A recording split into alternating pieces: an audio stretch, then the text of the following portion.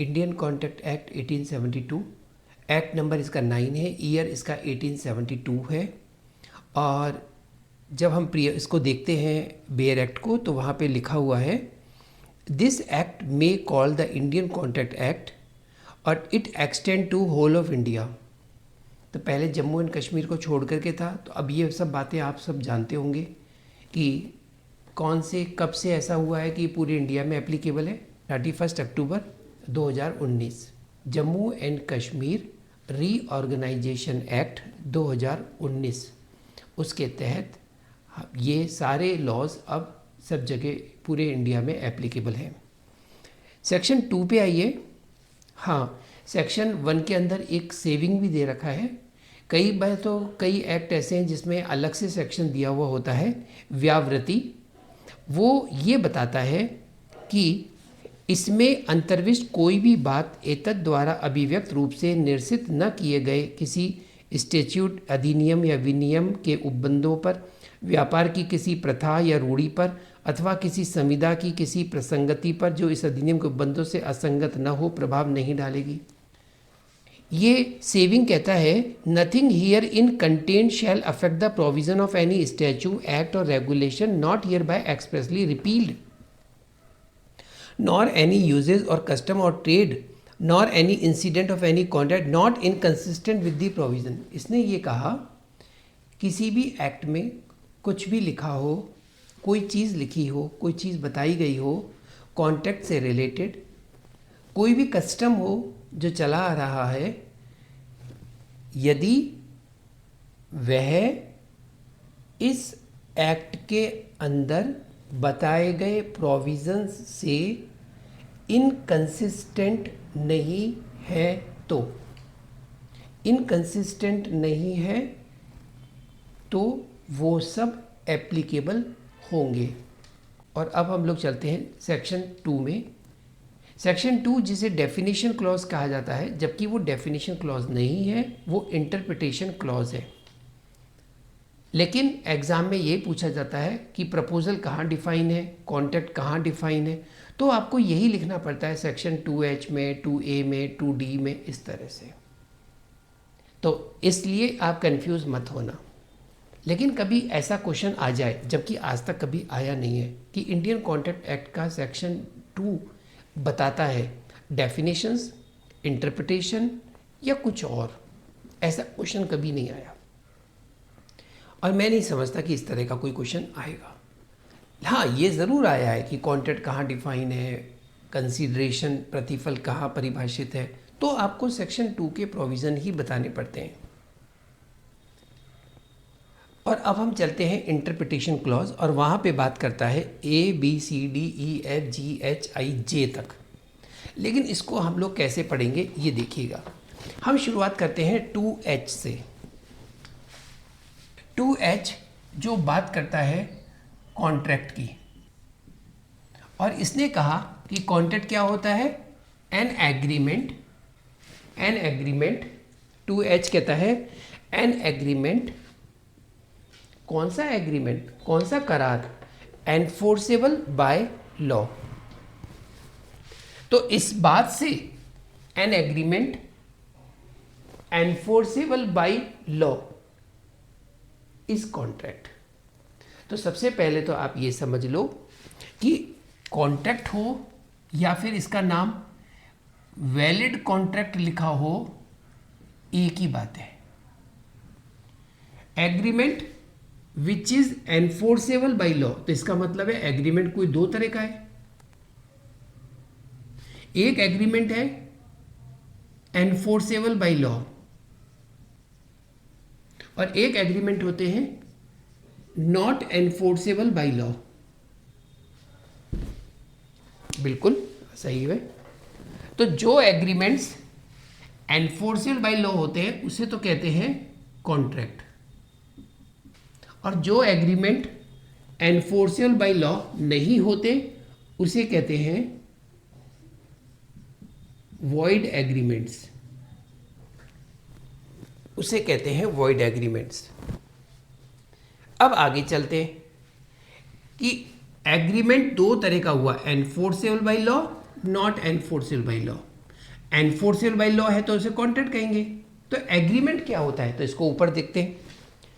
Every promise and every set of promises forming the consideration for each other is an agreement.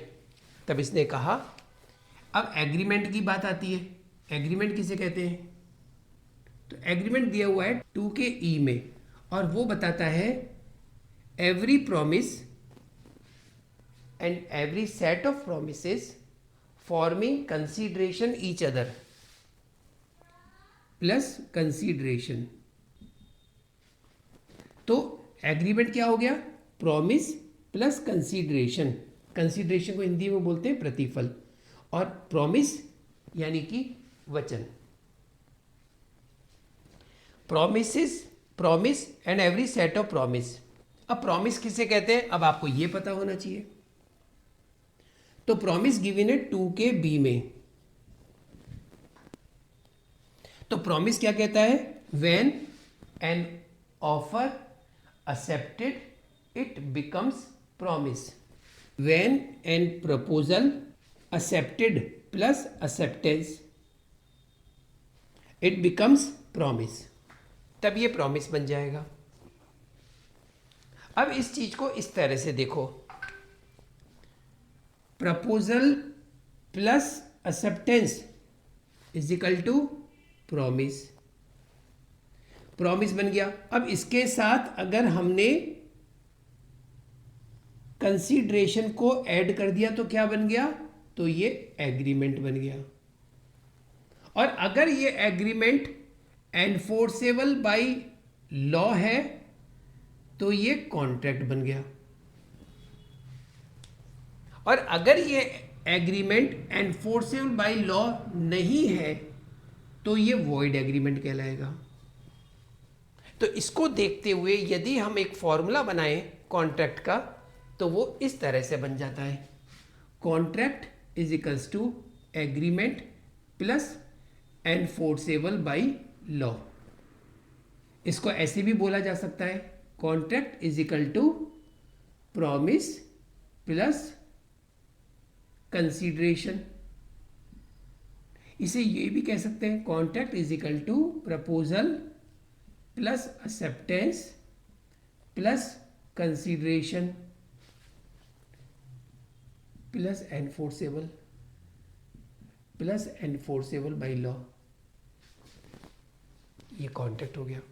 तो contract का क्या मतलब हुआ? When the proposal accepted and forming consideration and enforceable by law is contract. तो proposal plus acceptance, proposal plus acceptance becomes promise, ये हो गया promise.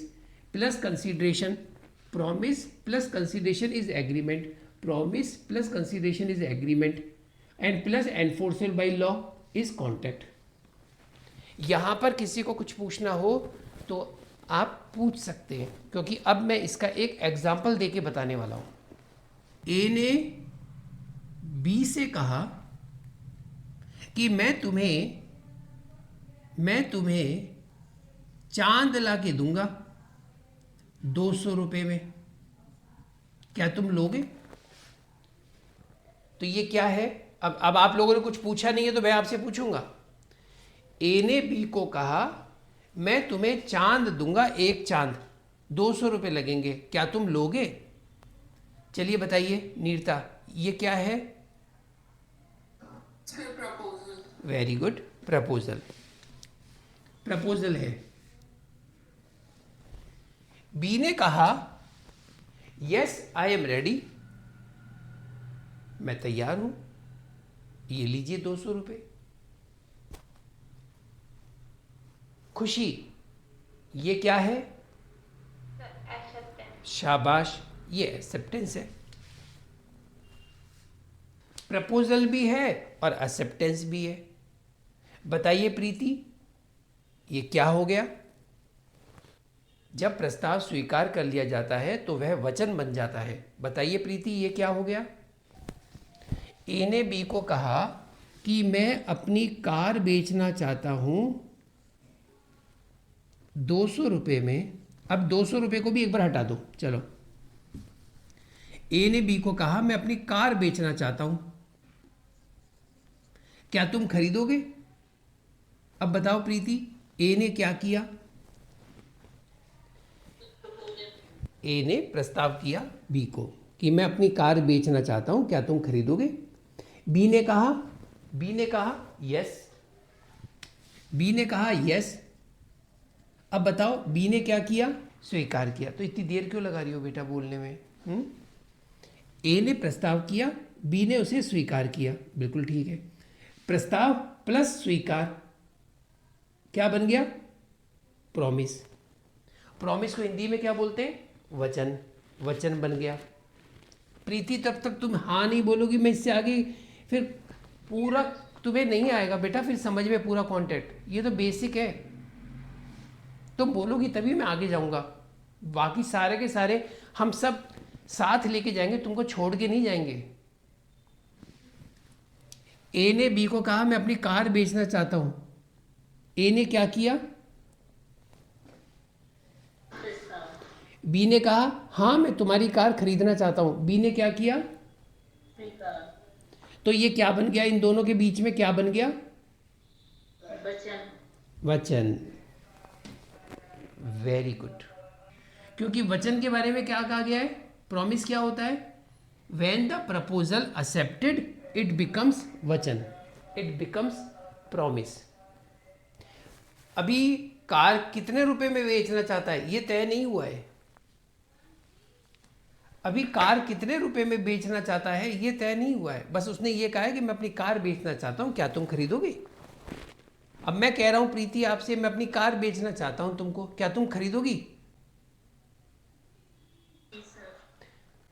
तो प्रीति ने मेरे प्रस्ताव को स्वीकार कर लिया, ये हो गया प्रॉमिस। अब मैं भी अपने वचन से बन गया कि मुझे कार देनी है, प्रीति को बेचनी है, और प्रीति भी अपने वचन से बन जाएगी कि हाँ मेरे को अब खरीदनी है। अब प्रीति मना नहीं कर सकती खरीदने से, और मैं मना नहीं कर सकता बेचने से। हम दोनों के बीच में वचन बन गया। लेकिन हम दोनों के वचनों के अंदर एक चीज की कमी है।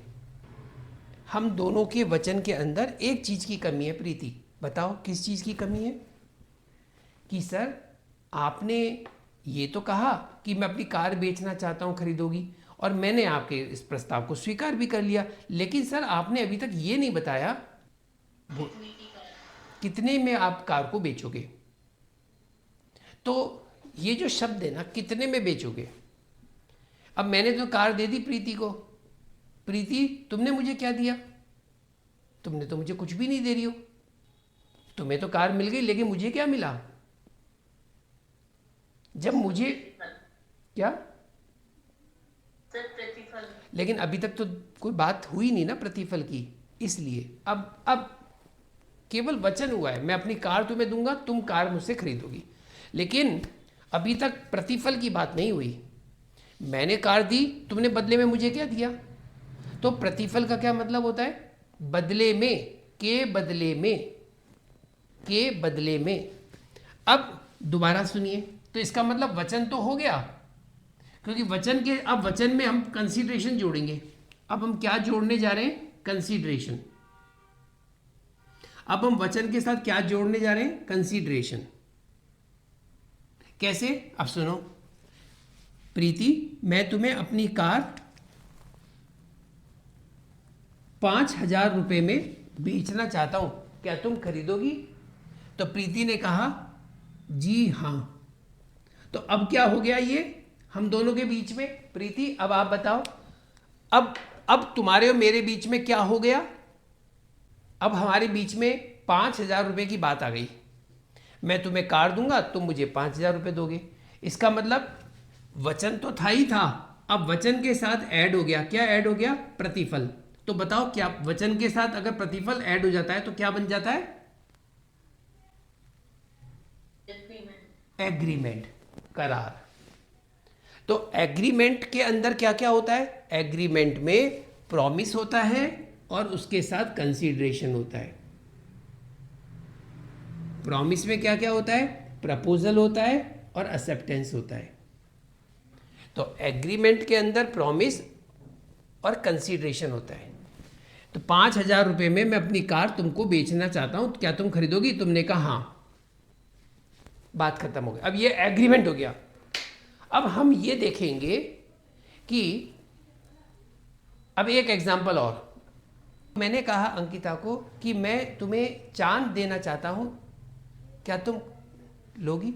अंकिता बोलती है यस सर। अंकिता, तुम्हारे और मेरे बीच में ये क्या हो गया? प्रॉमिस। Very good. अभी प्रॉमिस ही हुआ है, क्योंकि मैंने प्रस्ताव किया है और उसने मेरे प्रस्ताव को स्वीकार कर लिया, ये प्रॉमिस हो गया। Very good. क्या ये एग्रीमेंट है अंकिता? No sir. ये एग्रीमेंट नहीं है। ये एग्रीमेंट, दिशा धनवानी, ये एग्रीमेंट क्यों नहीं है? दिशा शर्मा, ये एग्रीमेंट क्यों नहीं है? सर अभी कंसिडरेशन पूरा। क्योंकि इसके अंदर कंसीडरेशन नहीं है, इसलिए ये एग्रीमेंट नहीं है। चलिए अंकिता, मैं तुम्हें एक चांद 200 रुपये में देना चाहता हूँ, क्या तुम लोगी? यस अब बताओ अंकिता, तुम्हारे और मेरे बीच में ये क्या हो गया? एग्रीमेंट। एग्रीमेंट। प्रीति, तुम भी आओ सामने। मैं अपनी कार तुम्हें 5,000 रुपये में बेचना चाहता हूँ, क्या तुम खरीदोगी? जी सर। प्रीति, तुम्हारे और मेरे बीच में ये क्या हो गया? एग्रीमेंट। वेरी गुड, शाबाश। दोनों साथ साथ चलना, ठीक है? अब मैंने अंकिता के साथ जो किया वो क्या है? एग्रीमेंट। मैंने प्रीति के साथ जो किया वो क्या है? एग्रीमेंट। चलो प्रीति, अब तुमसे पूछता हूं, एक बात बताओ प्रीति, मेरे पास कार है, क्या मैं वो तुम्हें 5,000 रुपये में बेच सकता हूं? बोलो हाँ। जी सर। क्योंकि मैं बेचना चाहता हूं इसलिए मैं बेच सकता हूं, और ये बात सही है, कार का मालिक मैं हूं, मैंने कार चुराई नहीं है, और मेरी कार है, मैं कार का मालिक हूं, मेरी मर्जी में कितने में भी बेचूं, 5,000 में बेचूं, चाहे 5 रुपये में बेचूं, चाहे 5 लाख में बेचूं। मैं अपनी कार को बेचना चाहता हूं, मेरे ऊपर किसी तरह का कोई प्रेशर नहीं है, मुझे किसी ने यहाँ पे बंदूक लगा के नहीं कहा कि आप अपनी कार को बेचें। मैं अपनी कार बेचना चाहता हूँ 5,000 रुपये में, क्या तुम खरीदोगी? तुमने कहा हाँ मैं खरीदूंगी। मैंने प्रीति तुम्हारे साथ कोई जोर ज़बरदस्ती नहीं करी कि तुम खरीदो मेरी कार को, तुम खुद तैयार हुई थी खरीदने के लिए, और अब सब कुछ ठीक है। अच्छा प्रीति, एक बात बताओ, अब तुमने मुझे 5,000 रुपये दे दिए और मैंने तुमको कार नहीं दी, तो अब तुम क्या करोगी? नोटिस भेजूंगी। ऐसे बोलो, कोर्ट जाऊंगी। बोलो। जी सर, कोर्ट जाऊंगी। ठीक है। अब मुझे तुमसे भी एक बात बता दो, क्या कोर्ट मुझको ये कहेगा कि तुम प्रीति के संग तुमने कांटेक्ट किया था इसलिए प्रीति को कार दो? जी सर। बिल्कुल सही बात है, बिल्कुल सही बात है। तो इससे ये बात हो गया कि अगर मान लीजिए मैंने कार नहीं बेची तो तुम कोर्ट में जाकर के मेरे से कार ले सकती हो, और कोर्ट मना भी नहीं करेगा, कोर्ट कहेगा हाँ बिल्कुल सही बात है दीपक जी, आपको कार देनी चाहिए प्रीति को, जब आपके बीच में कांटेक्ट हो गया था तो बिल्कुल सही है, कार का अस्तित्व है, कार ये रही सामने तुम्हारे, कार के मालिक तुम हो, बिल्कुल सही बात है, तुम्हें कार देनी चाहिए। तो ये प्रीति, तुम्हारे और मेरे बीच में जो एग्रीमेंट हुआ था, क्या उसे लॉ उसको इजाज़त देता है कि ये जो एग्रीमेंट हुआ है बिल्कुल सही हुआ है? क्या लॉ इजाज़त देता है इस बात की? जी सर। इसलिए तुम्हारे और मेरे बीच में कॉन्ट्रैक्ट हो गया। तो एग्रीमेंट तो सबके साथ होता है। अभी अभी आपने देखा, एग्रीमेंट तो मैंने अंकिता के साथ भी किया है, एग्रीमेंट तुम्हारे साथ भी किया है और तुमने तो ये भी बता दिया कि अगर सर आपने अपना वचन पूरा नहीं किया तो मैं कोर्ट से करवा लूँगी, और कोर्ट ने कहा भी कि भैया दो कार इनको। इसका मतलब तुम्हारे और मेरे बीच में, बोलो, इसका मतलब प्रीति तुम्हारे मेरे बीच में कांटेक्ट हुआ था। शाबाश। अब आइए, अब अंकिता के बारे में, मेरे और अंकिता के बारे में अगर तुम कुछ कहना चाहती हो तो मुझे बहुत खुशी होगी। बोलो। सर आपके बीच और मतलब के बीच कांटेक्ट नहीं हुआ क्योंकि वो मतलब चांद न बेचा नहीं जा सकता है। तो मेरे और अंकिता के बीच में आखिर हुआ क्या? सर वो सुनने कौन संविदा था। संविदा तो हुई ही नहीं ना। सर एग्रीमेंट से। शून्य, शून्य करार, करार तो हुआ है। तुमको ऐसे ऐसे बोलो प्रीति कि है ना, आप दोनों के बीच में एग्रीमेंट हुआ है, ऐसे बोलो एक बार। चलो बताओ प्रीति, मेरे और अंकिता के बीच में क्या हुआ है? Sir agreement. कौन सा एग्रीमेंट? सुनने एग्रीमेंट। नहीं, ऐसे बोलो, ऐसा एग्रीमेंट जो विधि के द्वारा प्रवर्तनीय नहीं होता। कौन सा एग्रीमेंट हुआ है मेरे और अंकिता के बीच में? ऐसा कॉन्टेक्ट जो। अरे सर सॉरी। हाँ, आप बोलो। Sorry sir sorry. हाँ कोई बात नहीं, कोई बात नहीं, बोलो बोलो। ऐसा मेरे और अंकिता के बीच में क्या हुआ है? Sir agreement. कैसा एग्रीमेंट? वो विधि द्वारा प्रवर्तनीय न हो। Very good, very good. कैसा एग्रीमेंट हुआ है जो विधि के द्वारा प्रवर्तनीय ना हो? तो बताइए, उस एग्रीमेंट को क्या कहते हैं जो विधि के द्वारा प्रवर्तनीय नहीं होता? सुनने करार। वेरी गुड, उसे कहते हैं वॉइड एग्रीमेंट। वॉइड एग्रीमेंट कहां पर बताया गया है? 2 के जी में। अब बताओ अंकिता, मैं तुम्हें चांद ला के दे रहा हूं 200 रुपये में, भला भला ये मुमकिन है? कभी नहीं हो सकता, कभी नहीं हो सकता। मैं तुम्हें चांद ला के नहीं दे सकता, ये हो ही नहीं सकता। जब मैं चांद ला के नहीं दिया तो अंकिता कोर्ट में चली गई और जाकर के कोर्ट से बोली। कोर्ट में जज साहब ने कहा हाँ बोलो क्यों आए हो? तो अंकिता बोलती है मेरे और दीपक सर के बीच में कांटेक्ट हुआ था। तो कोर्ट ने कहा ए क्या नाम है तुम्हारा? अंकिता। अंकिता जी, आपके और दीपक सर के बीच में कांटेक्ट हुआ था या नहीं हुआ था ये हम डिसाइड करेंगे, पहले आप हमें पूरी बात बताइए। जज साहब, दीपक सर ने कहा था कि मैं तुम्हें चांद ला के दूंगा 200 रुपये में, क्या तुम लोगी? और मैंने कहा था हाँ। तो उन्होंने मुझसे 200 रुपये ले लिए, लेकिन वो मुझे चांद ला के नहीं दे रहे। तो कोर्ट ने कहा कि जब दीपक सर ने आपसे ये कहा था कि मैं तुम्हें चांद ला के दूंगा 200 रुपये में, क्या तुम लोगी? तो ये उनकी तरफ से प्रस्ताव था, प्रपोजल था, और आपने कहा कि हाँ मैं लूँगी। ये तुम्हारी तरफ से एक्सेप्टेंस था, और 200 रुपये तय हुए थे, इसका मतलब प्रतिफल भी तय हो गया। तो अंकिता जी, इसको कहते हैं आपके और दीपक सर के बीच में एग्रीमेंट हुआ था। अब सवाल ये आता है, जो आप दोनों ने तय किया था क्या वो वास्तव में हो सकता है विधि के द्वारा? नहीं, नहीं हो सकता। इसलिए आप दोनों के बीच में करार हुआ था, कॉन्ट्रैक्ट नहीं हुआ था। जाइए, पीछे का दरवाजा खुला है। अब किसी को कुछ भी पूछना हो तो पूछ ले, आपको मैं दोबारा समझा दूंगा, तिबारा समझा दूंगा। आप में से किसी को कुछ भी पूछना हो तो पूछ लो। अब मैं तुमसे पूछ रहा हूं, चलो, मैंने खुशी तुमसे कह रहा हूं कि मैं ये पेन 10 रुपये में तुमको बेचना चाहता हूं, क्या तुम खरीदोगी? जी सर। अब बताओ तुम्हारे और मेरे बीच में क्या हुआ? सर आपने प्रपोजल रखा, मैंने उसको एक्सेप्ट किया और फिर हम दोनों ने मान लिया उसको, तो फिर ये प्रॉमिस बन गया। शाबाश शाबाश और शाबाश। इसकी प्राइस भी आपने रखी तो कंसीडरेशन भी है इसमें, वेरी गुड, वेरी तो ये गुड। एग्रीमेंट हो गया। अब क्योंकि ये पेन आपका है, आप इसके मालिक हैं, चोरी करके तो लाई नहीं, तो इसको हम लॉ से एनफोर्स करा सकते हैं। अगर या तो तुम नहीं खरीदोगी तो मैं कोर्ट से जाके तुमसे करवा दूंगा कि भैया इसने हमारे साथ कॉन्टेक्ट हुआ था, या मैं नहीं बेचूंगा तो तुम भी कह दोगी कोर्ट में जाकर के साहब मेरा कॉन्टेक्ट हुआ था, पेन नहीं दे रहे हैं। सही बात है?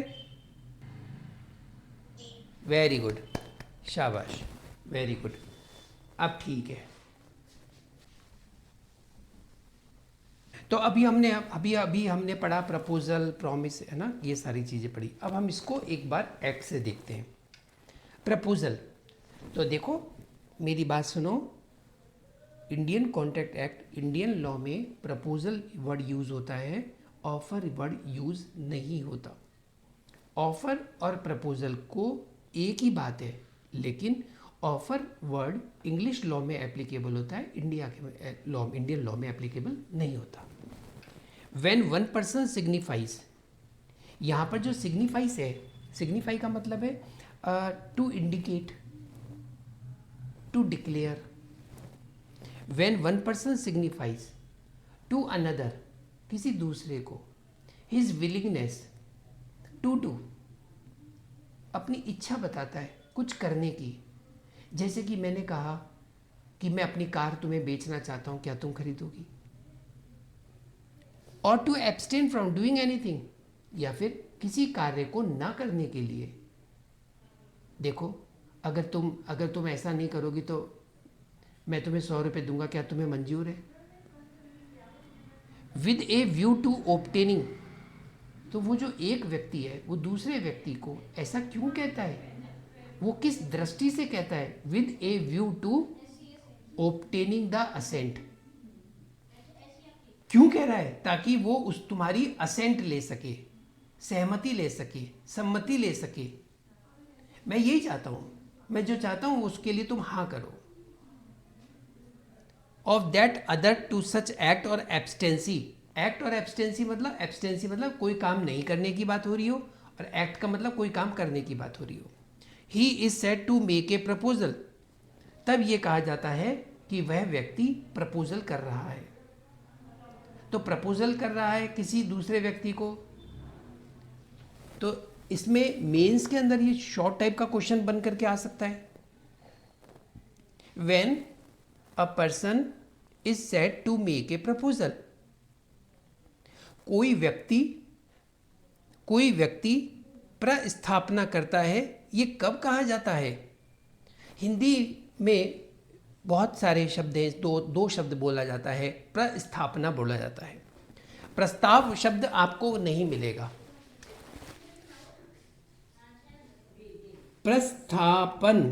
प्रस्थापन इसको बोलते हैं प्रपोजल, और एक होता है प्रस्ताव, इसे कहते हैं इंग्लिश में ऑफर। लेकिन आपको हिंदी मीडियम के हो तो यहां पर आपको प्रस्थापन मिलेगा, प्रस्थापना। अगर आप प्रस्ताव लिखोगे तो गलत नहीं करेगा कोई आंसर को, लेकिन मेरे को बताना पड़ेगा ये कि प्रपोजल आप लिखेंगे वो इंडियन लॉ में है, ऑफर को इंग्लिश लॉ में बोला जाता है। तो एक व्यक्ति ऑफर कर रहा है किसी दूसरे व्यक्ति को कि मैं अपनी कार बेचना चाहता हूं 5,000 रुपये में, क्या तुम लोगे? तो इसने कहा यस, इन दोनों ने हाथ मिल गया, तो इनके बीच में ये कॉन्ट्रैक्ट हो गया। प्रॉमिस यानी वचन क्या होता है? When the person to whom the proposal is made, ध्यान से देखिएगा, when the person to whom the proposal is made, मैंने किसको प्रपोजल दिया था? प्रीति को। तो when the person to whom the proposal is made, जब वह व्यक्ति जिससे प्रस्थापना की जाती है, तो प्रस्थापना किससे की गई थी? प्रीति से।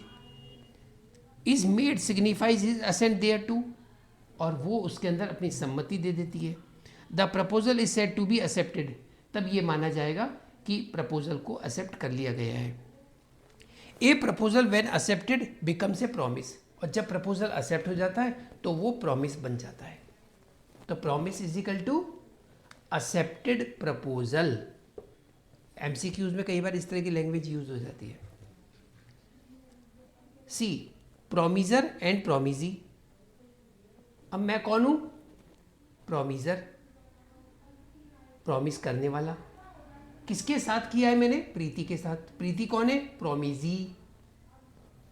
The person making the proposal is called promisor, जो प्रपोजल करता है वो प्रोमिजर हो गया।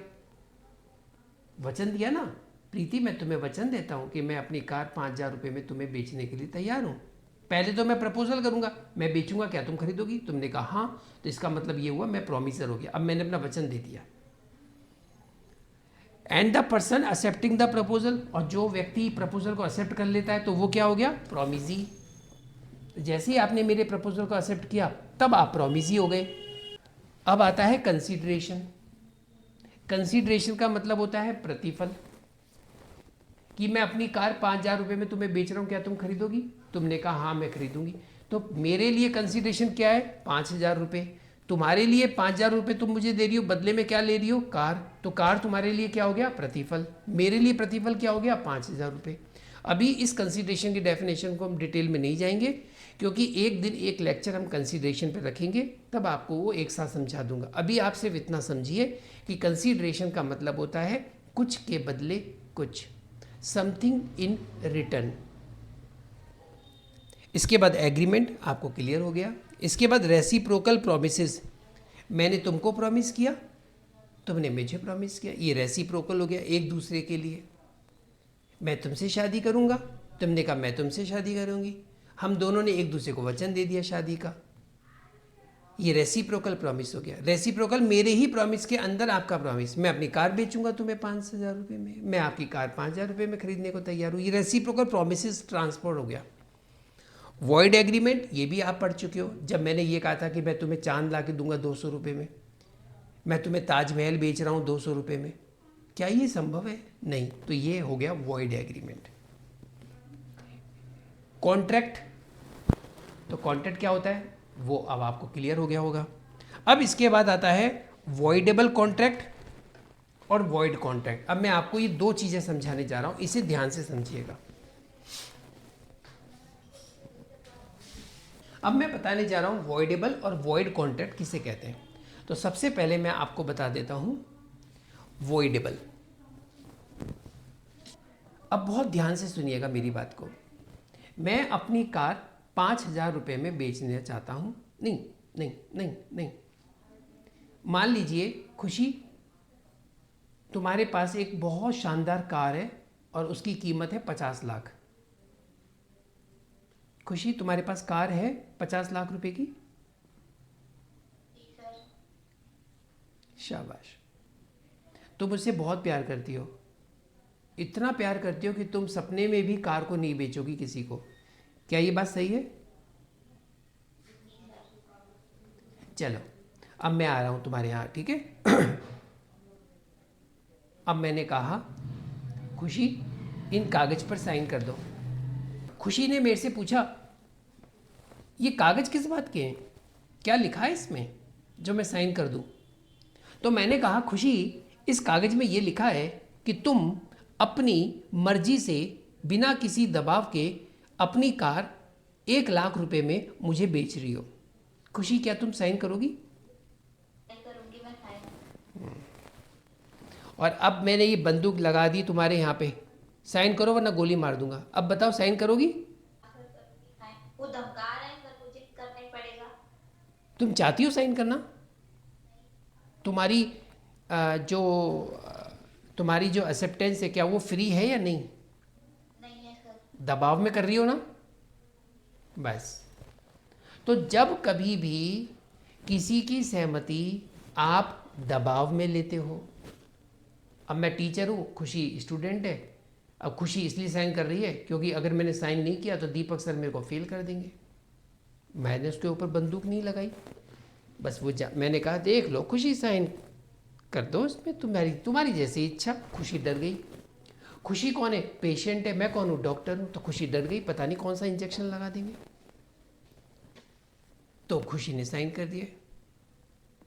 तो जब कभी किसी की सहमति फ्री नहीं होती है, स्वतंत्र नहीं होती है, और आपने उसे कॉन्टैक्ट करने की कोशिश करी, तो इसको कहते हैं वॉइडेबल कॉन्टैक्ट। अब खुशी, अब मुझे एक बात बताओ खुशी, तुमने साइन तो कर दिए, गाड़ी मैंने ले ली, पैसे 1,00,000 रुपए मैंने तुमको दे दिया। मुझे एक बात बताओ खुशी, क्या तुम कोर्ट में जाकर के ये वाली बात, अच्छा तुम एक बात बताओ खुशी, प्रॉब्लम दिक्कत किसको हुई है? क्या तुम कोर्ट में तुम जाओगी या मैं जाऊंगा? तो जब तुम कोर्ट में जाओगी वहाँ जाके क्या बोलोगी कि मैं कार बेचना नहीं चाहती थी, मेरी सहमति स्वतंत्र सहमति नहीं है, फ्री कंसेंट नहीं है, मेरे साथ ज़बरदस्ती की गई, इसलिए जो कार है मेरी वो मुझे वापस दिलाई जाए। तब यहाँ पर ये कहने का मतलब है कि दोनों पार्टीज में से कोई एक पार्टी के विकल्प को इंग्लिश में बोलते हैं ऑप्शन है कि वो उस कॉन्ट्रैक्ट को कौन से कॉन्ट्रैक्ट को जो मेरे और खुशी के बीच में हुआ है, उस कॉन्ट्रैक्ट को वो ख़त्म करवा सके, उसे वॉइड करवा सके। किसके ऑप्शन? हमारे में से किसी भी ऑप्शन। ऑब्वियसली मैं तो जाऊंगा नहीं, खुशी जाएगी। और अगर कोर्ट में खुशी नहीं गई, उसने ये बात किसी को नहीं बताई, तो ये माना जाएगा कि मेरे और खुशी के बीच में जो कॉन्ट्रैक्ट हुआ है वो सही हुआ है। लेकिन आप सब जानते हो कि उसके अंदर उसकी फ्री कंसेंट नहीं थी, इसलिए वो कॉन्ट्रैक्ट कहलाता है वॉइडेबल कॉन्ट्रैक्ट। वह करार जो उसके पक्षकारों में से एक या अधिक के विकल्प पर तो विधि द्वारा प्रवर्तनीय हो, किंतु अन्य पक्षकार या पक्षकारों के विकल्प पर नहीं, शून्यकरणीय संविदा कहलाती है। और अब आता है वॉइड कॉन्ट्रैक्ट किसे कहते हैं। अब इसे समझो। एक कॉन्ट्रैक्ट यानी कि ये कॉन्ट्रैक्ट तो है विच सीजेस का मतलब होता है खत्म हो चुका हो, रुक गया हो। कोई भी चीज कब रुकती है? जब वो चली हो तभी तो रुकेगी। जो कभी चली ही नहीं तो वो रुकेगी क्या? तो जब वो स्टार्ट हुआ था, जब मेरे और नीरता के बीच में जब कॉन्टैक्ट हुआ था, तब वो वैलिड था, लेकिन बाद में आगे चल के वो रुक गया। सीजेस क्यों रुक गया? To be enforceable by law, यानी कि मेरे और नीरता के बीच में जो कॉन्टैक्ट हुआ था वो आगे चल के लॉ से एनफोर्स नहीं हो सकता था, becomes void.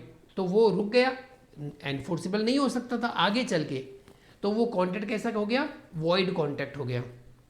When it ceases to be enforceable, जब वो एनफोर्स होने से रुक जाता है तो उसे कहते हैं वॉइड कॉन्ट्रैक्ट। सर हमें तो ये समझ में नहीं आया कि शुरू में वैलिड था और बाद में ऐसा क्या हो गया कि अब ये एनफोर्सेबल नहीं हो सकता और ये वॉइड कॉन्ट्रैक्ट कहलाता है। हमें कोई उदाहरण दे के समझाओ। तो फिर मैं अभी आपको एक उदाहरण दे के बताता हूं।